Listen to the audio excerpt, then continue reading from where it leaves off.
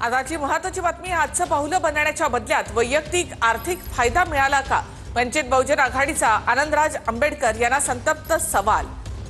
Shinde सेनेसोबत युतीनंतर वंचितनं Republican सेनेशी संबंध तोडले। आजचं पाहुलं बनण्याच्या बदल्यात वैयक्तिक आणि आर्थिक फायदा मिळाला का, असा थेट सवाल वंचितकडनं करण्यात आलेला आहे। रिपब्लिकन सेनेची भाजपच्या मित्रपक्ष असलेल्या शिवसेनेसोबतची युती ही केवळ संविधान वाचवण्यासाठी भाजप आणि त्यांच्या मित्रपक्षांच्या विरुद्धच्या लढाई विरुद्ध नाही, तर फुले शाहू आंबेडकर यांच्या विचारसरणीच्या विरोधात आहे। आनंदराज आंबेडकरांच्या निर्णयामुळे आम्हाला फक्त निराशा झाली नाही, तर हे वेदनादायक आहे।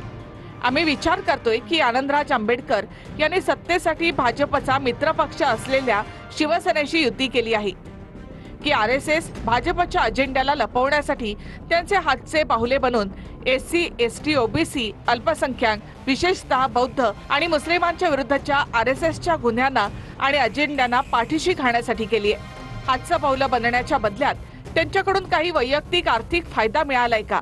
आम्ही यापूर्वीच्या निवडणुकीत आनंदराज आंबेडकरांचा रिपब्लिकन सेनेला पाठिंबा दिला होता। आनंदराज आंबेडकरांच्या विनंतीवरून आम्ही रिपब्लिकन सेनेला सामावून घेतलं।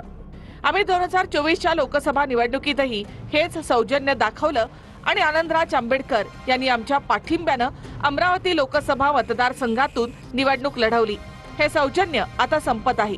वंचित बहुजन आघाडी वेगवेगळे मतमतांतर सामावून घेऊ शकते, परंतु डॉक्टर बाबासाहेब आंबेडकरांच्या विरोधी आणि आरएसएस भाजपच्या हातचं पाहुलं झालेल्या लोकांच्या विचारांना इथे जागा नाही।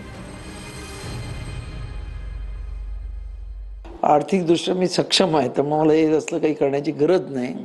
हे जे मला ओळखतात त्यांना चांगलंच माहीत असल्यामुळं या अशा फालतू आरोपांवरती आंबेडकरी जनता विश्वास ठेवणार आहे। त्याचबरोबर आम्ही स्पष्ट सांगितलेलं आहे, तिथे जाहीर जे काही हे झालेले की कार्यकर्त्यांसाठी युती केलेली, कार्यकर्त्यांना कुठेतरी सत्तेच्या परिघामध्ये आणायचं आहे आणि आता स्थानीय सर्व इलेक्शन्स होणार आहेत आणि त्या इलेक्शनमध्ये कार्यकर्त्यांना म्हणजे वेगवेगळे असेल, झेडपी असेल, पंचायत समिती असेल, नगरपालिका, महानगरपालिका, याच्यामध्ये कुठेतरी कार्यकर्त्यांनी सत्तेमध्ये जावं हा आमचा